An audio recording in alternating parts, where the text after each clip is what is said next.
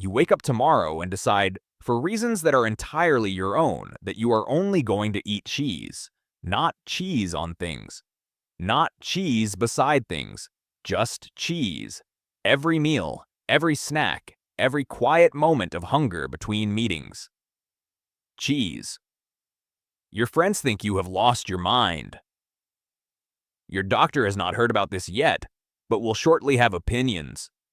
Your local supermarket is about to become your closest relationship. But what actually happens to your body? Not in the abstract, not in theory, but biologically, organ by organ, day by day, what does a cheese-only existence do to the machine you live inside? The answer is one of the strangest nutritional stories in science, and it ends somewhere nobody saw coming. First, let's acknowledge what cheese actually is, because most people think of it as a snack or a topping or something that appears on pizza. They do not think of it as a food system.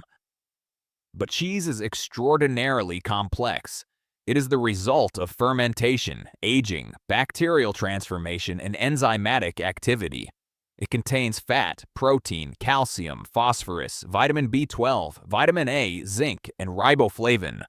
Some aged cheeses contain vitamin K2, which is associated with cardiovascular health and bone density. A single slice of a hard-aged cheese like Parmesan contains more protein per gram than a chicken breast. In short, cheese is not nothing. It is something. Quite a dense and complicated something. So day one of your cheese diet begins. You are not immediately dying. In fact, you might feel reasonable. If you have chosen a variety of cheeses, you are getting fat, protein, and a reasonable spread of micronutrients. Your brain, which runs primarily on glucose and fats, is receiving plenty of fat. Your muscles have access to amino acids. Your bones are receiving more calcium than they have probably ever seen in your life.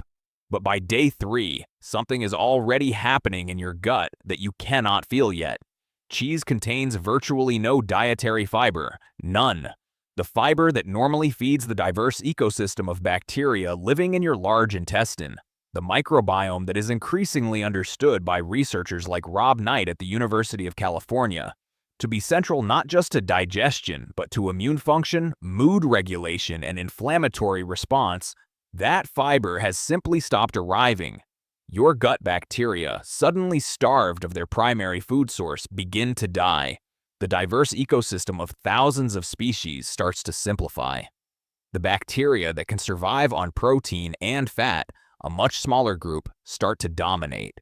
And as the die-off happens, the bacteria themselves release compounds that your intestinal lining absorbs. Researchers call this dysbiosis. Your gut is entering a state of profound ecological disruption. You will notice this before the week is out, not as an abstract concept, but as an unmistakable and deeply personal experience of gastrointestinal discomfort that we will leave largely to your imagination. By week 2, the changes are becoming more systemic. Your body has entered a state very close to ketosis. With almost no carbohydrates arriving from food, your liver has begun converting fat into ketone bodies, which your brain and muscles can use as an alternative fuel. This is the metabolic state that ketogenic diets deliberately induce, and it has some documented benefits. Clearer thinking in some people. Reduced hunger. Stable blood sugar. Athletes who adapt to ketosis sometimes report improved endurance, but you are not on a carefully calibrated ketogenic diet with nutritional guidance. You are eating cheese. The protein load you are consuming is also enormous. High protein intake puts significant stress on your kidneys, which must filter the waste products of protein metabolism, primarily urea and creatinine, out of your blood. Nutritional researcher Dr. Walter Willett of Harvard has written extensively about the long-term risks of sustained high-protein intake on renal function. Your kidneys are working harder than they were designed to work, and they are not complaining yet, but they are taking notes. Month 1 arrives. Your blood work would be alarming to look at. Your LDL cholesterol, the kind associated with cardiovascular risk, has climbed significantly. The saturated fat content of cheese is extraordinarily high, and despite ongoing scientific debate about the precise relationship between saturated fat and heart disease, Nobody in mainstream nutrition science recommends consuming it in quantities that would make a dairy farmer raise an eyebrow. But here's the counterintuitive part that your cardiologist is going to find genuinely interesting. Some research suggests that the specific type of saturated fats in dairy, including short and medium-chain fatty acids, behave differently in the body than the saturated fats found in, say, red meat. A 2017 meta-analysis published in the European Journal of Epidemiology found that dairy fat consumption was not associated with increased cardiovascular mortality. Your cholesterol numbers are high, but the picture is more complicated than it looks. Your vitamin C levels, however, are not complicated at all. They are plummeting. Cheese contains almost no vitamin C, none of significance, and vitamin C is the molecule your body uses to synthesize collagen, which holds your tissues together.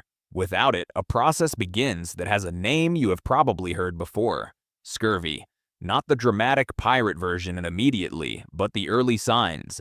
Your gums becoming slightly sore, small bruises appearing where they should not, wounds healing more slowly than usual. Your connective tissue is quietly starting to lose its structural integrity. You are 3 months in. Let's take stock. You have lost some weight, primarily water weight in the early weeks, and then some lean muscle mass as your body struggles with the imbalanced amino acid profile. Your gut microbiome is a shadow of what it was. Your skin is producing more oil than usual because of the fat load, and you have likely broken out in ways that remind you of being 16.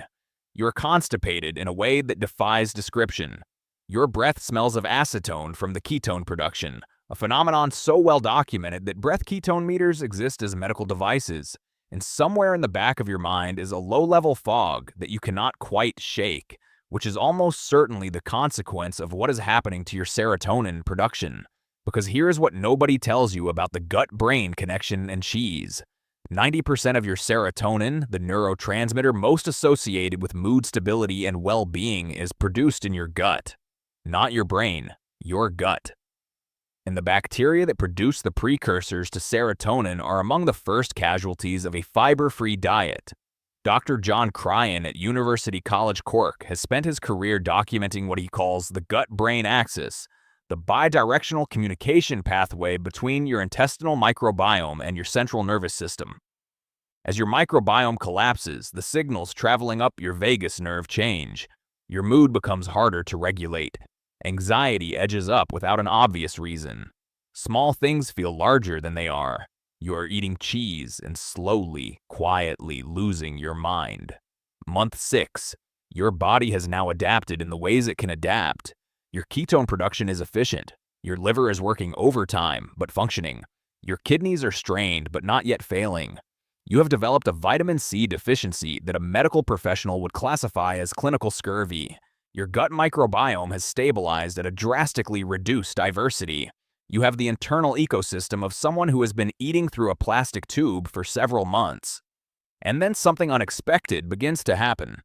Because cheese, specifically aged fermented cheese, contains something that most people have never thought about: psychoactive compounds. Tyramine is a naturally occurring compound found in high concentrations in aged cheeses, including cheddar, parmesan, and blue cheese. At normal dietary levels, it is harmless. At the quantities you are now consuming, something more interesting is happening. Tyramine affects the release of norepinephrine in the brain. In large amounts, it can cause what neurologists call a tyramine response. Blood pressure spikes. Pupils dilate. The world becomes briefly, vividly, slightly more intense than it was a moment ago. But there is more. Aged cheese also contains trace amounts of phenylalanine, which your body converts to dopamine and norepinephrine. And casein, the primary protein in cheese, breaks down during digestion into compounds called casomorphins. These are molecules that bind to the same receptors in the brain as opiates, mildly, briefly, but measurably. You have been medicating yourself with cheese for 6 months, and the compounds are now, at these concentrations, doing things to your neurochemistry that no nutritional study has ever quite documented, because no ethics committee has ever approved a 6-month all-cheese dietary trial. Your pineal gland, a small pine cone-shaped structure in the center of your brain responsible for melatonin production and historically associated in various mystical traditions with expanded consciousness, is bathed in a neurochemical environment unlike anything it has ever experienced. And one morning, approximately 7 months into your cheese-only existence, you wake up. Something is different. You cannot explain it. The room looks the same. The ceiling is unchanged. But somewhere between your eyebrows there is a sensation, warm, focused, like a point of light that was not there before. You reach up and touch your forehead, and you feel it. A slight raised area. You go to the bathroom mirror, you look at your face, and there, between your brows, is the unmistakable early formation of what can only be described as a third eye. Small, slightly iridescent, blinking independently at a frequency that does not match your other two. You stare at it. It stares back at you. And then, because the tyramine and casomorphins and the collapsed serotonin system and the ketone-fueled brain and the 6 months of fermented dairy neurochemistry have done something to your motor cortex that no researcher has a name for yet, your legs begin to move. First one, then the other. Arms out, arms in, legs together, legs apart. You are doing star jumps. You cannot stop. You do not particularly want to.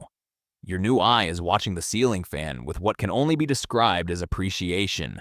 Your old eyes are delighted. Your gut, what remains of it, has opinions but is keeping them to itself. You are the first human being in recorded history to have achieved third eye activation through sustained fermented dairy consumption.